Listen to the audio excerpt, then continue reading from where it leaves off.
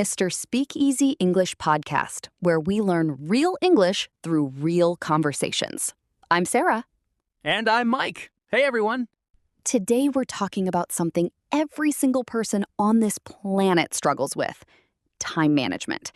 Not in a strict wake up at 5 a.m., cold shower kind of way. We're talking real life. Phones, distractions, that one task you keep avoiding. Oh, good. Because this topic found me personally this week. I had a whole weekend planned. Cleaning, replying to emails, going for a walk. So what actually happened? Saturday morning, I picked up my phone just to check the time. And that was the dangerous move. One notification led to another, and somehow I ended up reading comments under a video about a man who trains squirrels. I still don't know why. And how long were you in there? Long enough that by the time I looked up, it was lunchtime. My whole morning just evaporated. Not stolen, just quietly gone, piece by piece. That's such a good way to put it. So what happened to the actual task on your list? It just sat there, staring at me, quietly disappointed, like a very patient cat that judges you without even moving. Did you at least try to do it later? I pushed it back. I'll do it after lunch. Then I'll do it this evening. Then I'll do it tomorrow. Definitely, for sure. Classic procrastination, basically. Why do you think it's so easy to keep pushing it back like that? Honestly, because in the moment, it doesn't feel official. You just keep putting it off quietly without ever really deciding to. And the annoying part is, the task doesn't get smaller while you wait. It gets bigger in your head. A 5-minute email turns into this huge, terrifying obligation by day 3. So, what actually helps break that cycle? Making the task smaller, I think. What do you do? I try to shrink it on purpose. Instead of clean the whole apartment, I say just clear off one table. Instead of study English for 2 hours, I say practice 5 sentences. Does that actually work? Surprisingly, yes, because the brain isn't scared of one small table. It's scared of the whole apartment. And once you actually start, momentum usually takes over. Starting is always the hardest part. Can I ask something else? Why does it feel like everything is urgent all the time? Messages feel urgent, small errands feel urgent, random ideas feel urgent. What do you think causes that? I think we react to everything instead of actually choosing anything. Like, some of these aren't real fires, they're just smoke.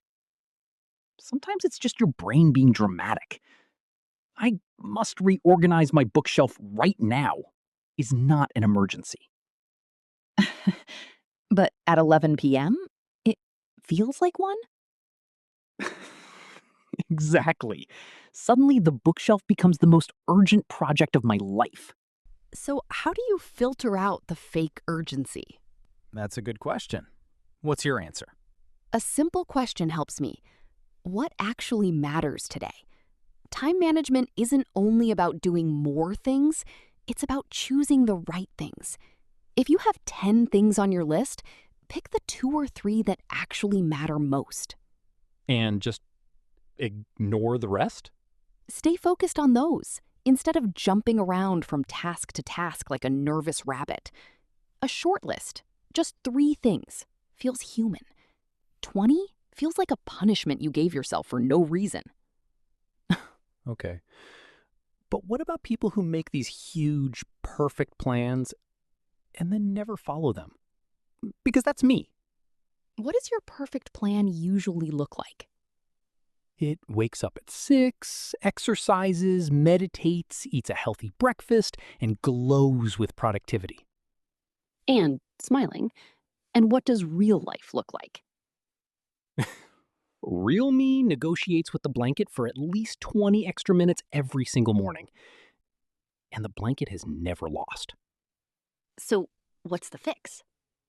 I guess the plan has to match your actual life. not some fantasy version of it. Otherwise, it just becomes another thing to feel guilty about. Exactly. And guilt doesn't help productivity. It just adds stress on top of stress. Can I ask you something now? Go ahead. What if someone genuinely feels like they don't have time at all? That's basically my whole personality. What do you tell people? Most people feel that way. But sometimes the answer is learning to carve out time, making space for something important, even when your schedule looks completely full. How much time are we talking about? It doesn't need to be 2 hours. Even 15 minutes counts.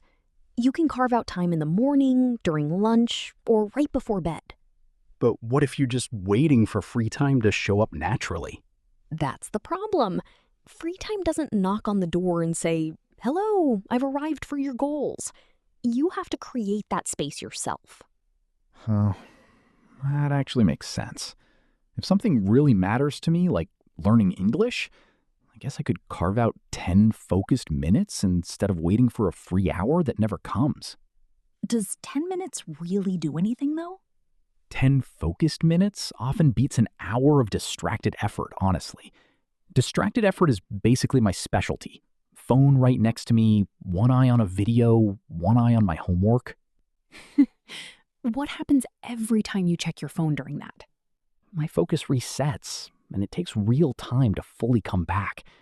So those tiny interruptions really do add up.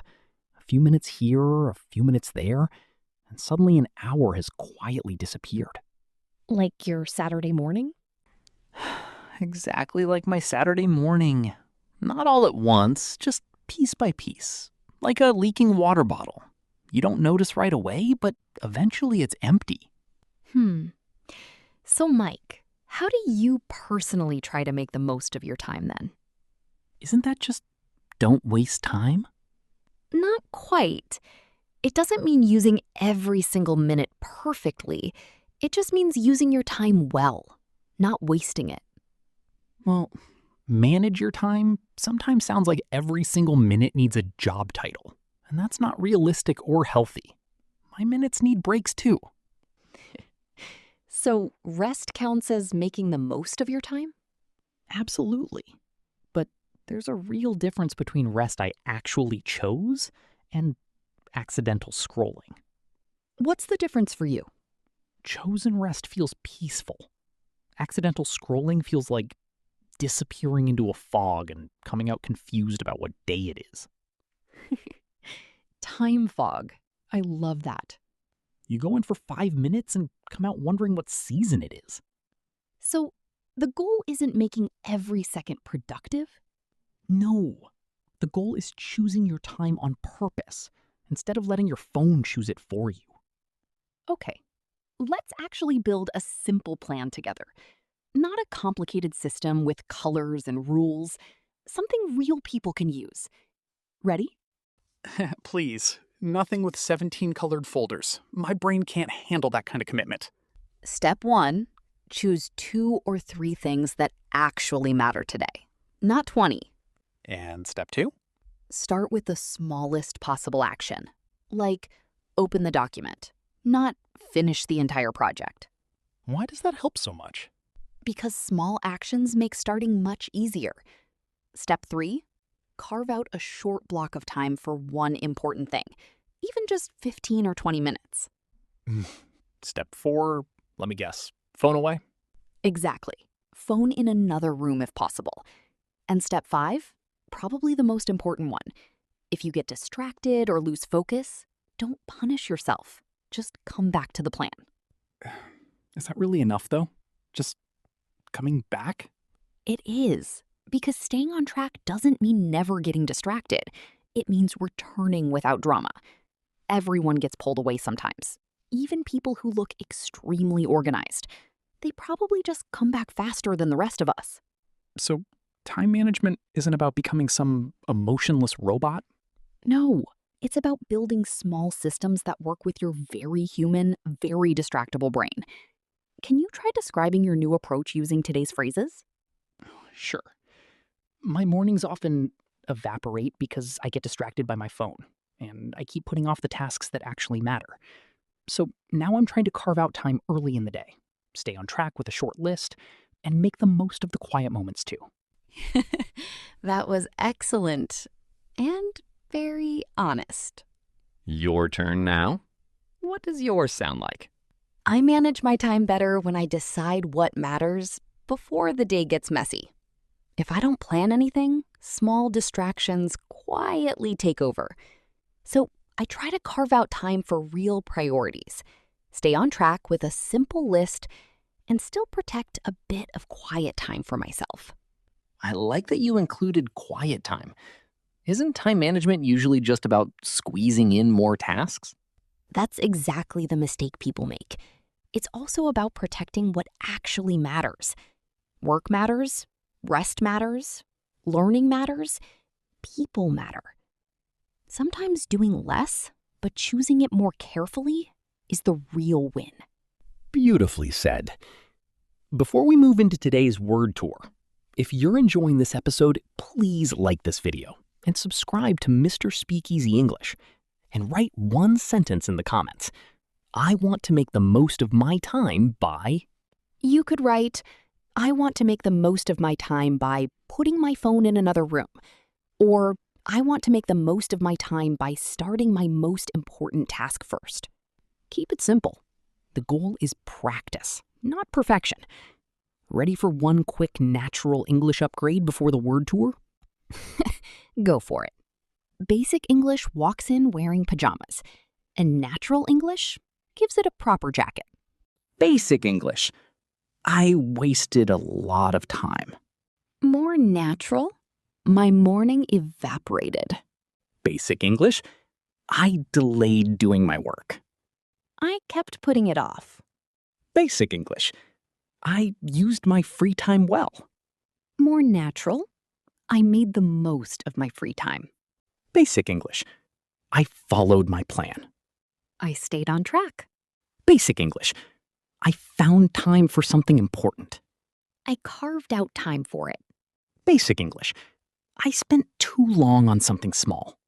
I got carried away. Same meaning, better English. Now, let's catch these phrases properly before they evaporate too. It's time for the word tour. This is where we take today's most useful phrases and practice them slowly, one at a time. Our first phrase is put off. What does it mean exactly? It means to delay doing something you know you should do. Maybe you know you need to reply to an email, but you keep avoiding it. You'd say, I kept putting off my reply. What if it's a task you've been avoiding for days? Then you'd say, I put off cleaning the kitchen until the weekend. And if you want to admit a habit, you can say, I need to stop putting things off. And if you got distracted for a bit, you can just say, let me get back on track. Next is carve out time. When would someone use that? Maybe learning English matters to you, even with a full day ahead. I try to carve out time for English every day. Or for exercise. I need to carve out time to exercise. What about protecting time for yourself? You'd say, I carved out some time just for myself. Our next phrase is make the most of. How does that one work? Maybe you only have 30 free minutes today. I want to make the most of my free time. Or maybe you had a rare quiet morning. I made the most of my quiet morning. And for studying? I want to make the most of this lesson. Next is get carried away. Give me a real example. Maybe you started with one video and ended up watching 10.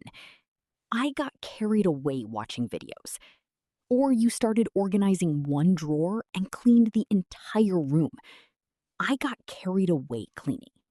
And if you want to warn yourself before it happens again, I don't want to get carried away again. Our final phrase is evaporate. What does it mean here? Here, it means time passes very quickly, almost without you noticing. Maybe your whole afternoon just disappeared without warning. My afternoon just evaporated. What about a whole weekend? The weekend evaporated before I did anything I planned.